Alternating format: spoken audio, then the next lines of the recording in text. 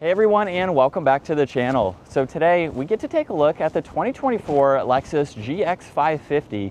This is the Premium Plus. It's finished off in caviar, and they have a starting MSRP just over $70,000. Now for this particular GX, we also have the lift, wheels, and tires to go over. But let's start off with what this is powered by. Underneath the hood, this is the 3.4 liter twin turbo V6.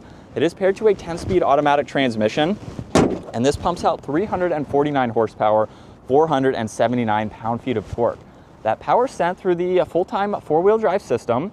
This can do 0 to 60 in 6.5 seconds for its 5,500 pound curb weight. Top speed is just shy of 110 miles an hour. And as far as fuel economy goes, you're looking at 15 in the city and 21 out on the highway.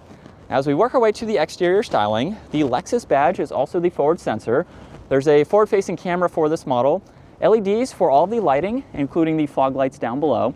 There's also parking sensors, the hourglass design for the grille too, which doesn't have that distinctive surround. I think it flows much more nicely for this particular model. And then there's the hood lines and bulges on both sides to give this a little bit more of that truck vibe. Now, for this particular model, this has a 2.5-inch leveling kit. It has a set of Vossen wheels that are 22 by 9.5, and then there's the 34-inch all-terrain tires. There is no rubbing with these tires, especially in the parking lot situations. Minimal trimming was done to have clearance for these. So just a little bit of shaving done right here in order to do that. So if you took this off the pavement, you would have a little bit more rubbing, so you would just have to accommodate for that if you were to take this off the pavement. Now there's the body color fender flares, power folding side mirrors with the camera and the turn signal.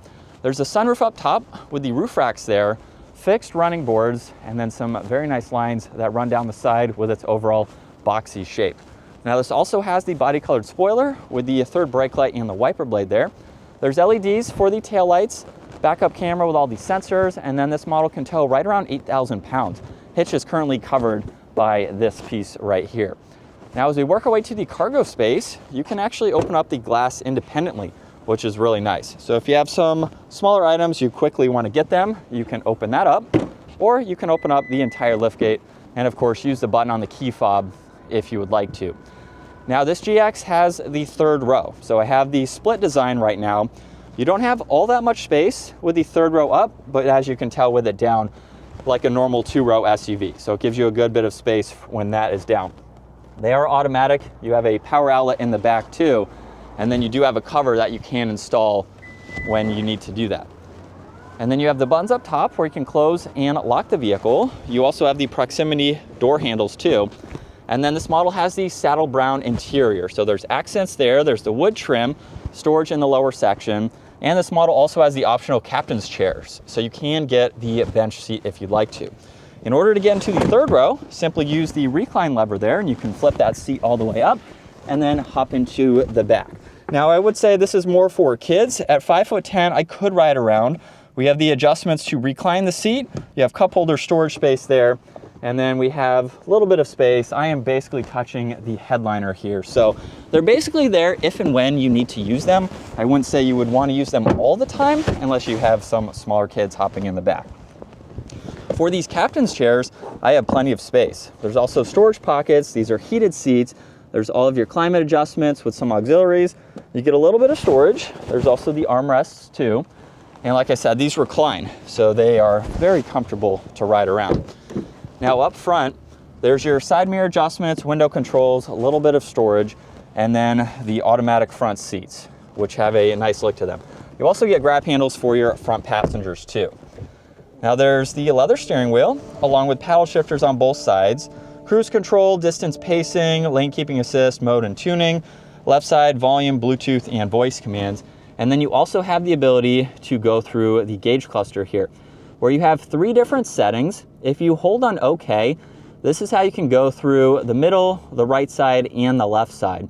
So you have 3 shortcuts basically with how you want to have this information and the 3 different settings that you want within this screen there. Left side, you get the power outlet for the back. You can open and close the power liftgate. There's the parking brake support, memory seating adjustments, odometer reset. This does have a head-up display. And then with the infotainment system, navigation is currently being shown. There's music, your phone, You can get into your driving assistance where you have a lot of standard safety features. There's also trip information, off-road information that you can monitor if you choose to take it off-road. And then you have a lot of settings here, just depending on how you want to set this vehicle up.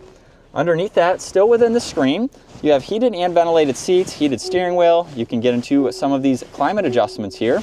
Along with your frequently used, you have head-up display, driving assistance, and you can even adjust the rear climates from up front. Underneath that, there's the rotary dials for your temperature. Fan speed is right in the middle. There's volume, some defrosters, and then air vents underneath that. Now tucked away, there's the view button, so you can pull up this camera view, just depending on what you'd like to see around you. There's also trailer braking up underneath that. Now there's some auxiliaries on this passenger side. Driver's side, you have tow and haul, traction control, and then for the driving modes, you have 3 to choose from. There's sport, normal, and eco. And then there's also the ECT second gear, so you can start from second if you need to. And then when we put this into reverse, there's the backup camera with the guidelines. Put it into drive, push on the view button, and that will bring up your forward-facing camera. You can also shift using this or the paddles. There's the e-brake auto hold, your 4-wheel drive with the locking rear diff. There's wireless charging, plenty of space in the armrest. You do get additional storage up top, and then plenty of storage in the glove box. There's garage door buttons up top, and then you have the dome lights and the adjustments for the sunroof. And then here's a look at visibility. This is a very boxy vehicle, so all the windows are very large, making it easy to see all around. And I've put it into sport mode, second gear. Here we go. And we're up to speed. It's not a quick vehicle, but it definitely has power to get up and move for its weight. And these paddles are pretty responsive too. So you can have a little bit of sporty fun with this luxury focused vehicle, but this is what it's like to be behind the wheel of the GX. And not sure if you can tell the height with some of these cars passing, but you sit very high up. This is already a high seated position, but especially with a full-size SUV like that, we're almost being able to see over the roofs of smaller vehicles like that. So if you're looking for a vehicle where you sit upright, you like a big SUV, this is going another step further with just a little bit more height compared to the stock version. But the GX in general is a very nice vehicle. We have a lot of technology within the screen here, minimal buttons, and it gives you a really nice feel for what you're getting. A little bit more rugged focused, I would say, as far as its overall design goes. Interior, you have a few different options too. You have several different trim levels as well. So you can spec this pretty much however you would like with the models and trim levels available.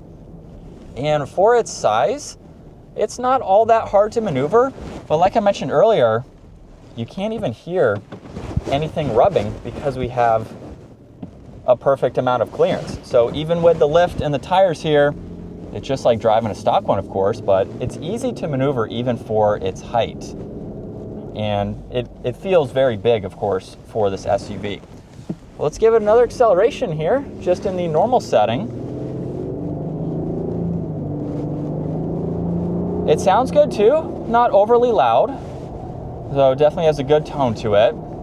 And for the week that we were able to have the GX, we did quite a lot with it. We used it to tow, we went on a road trip. It was a very nice vehicle. And so it was great to be able to experience and pretty much live with this on a day-to-day basis. I love the new design for this GX series.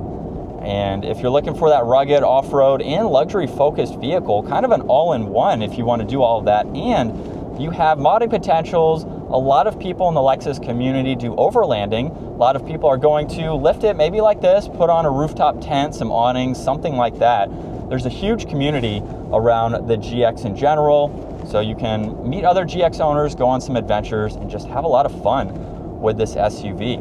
But that's going to wrap it up for the Lexus GX550. Once again, huge shout out to Hendrick Lexus Northlake for providing this for me today. Take a look at their website, give this video a huge thumbs up if you enjoyed it, and consider smashing that subscribe button so you can stay up to date with our daily uploads. I will see you all in the next video.